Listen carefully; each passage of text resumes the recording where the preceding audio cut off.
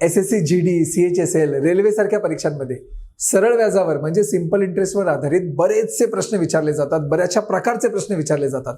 त्यापैकी एक प्रकार बघा बोर्डवर दिलेला आहे. A ने B ला 3 वर्षांसाठी 7,200 रुपये दिले आणि C ला 4 वर्षांसाठी 8,400 रुपये समान व्याजदराने सरळ व्याजाने दिले.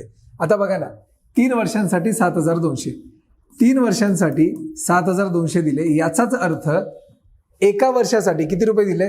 तरी 3 दुने 6, 7 त्रिक 21, म्हणजे 21,600 रुपये एका वर्षासाठी दिले. लक्षात ठेवा. आता पुढे काय दिलेलं आहे? C ला त्याने 4 वर्षांसाठी किती रुपये दिले? 8,400.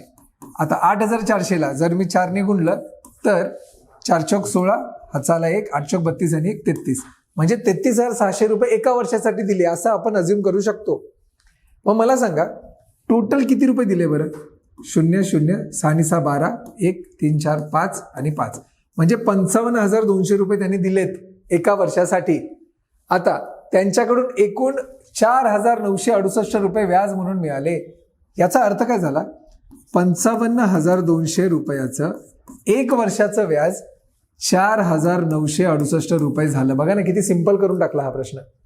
मग 55,200 ला 4,968 व्याज तर 100 रुपयाला किती? कारण आपल्याला वार्षिक व्याजाचा दर काढायचा आहे.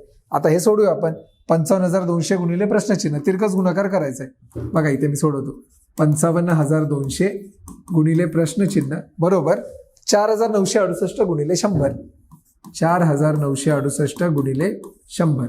बघा 0 0 हा 0 0 कॅन्सल. उत्तर काय येणार? 4,968 भागिले 552. आधी 4 ने भाग देऊया.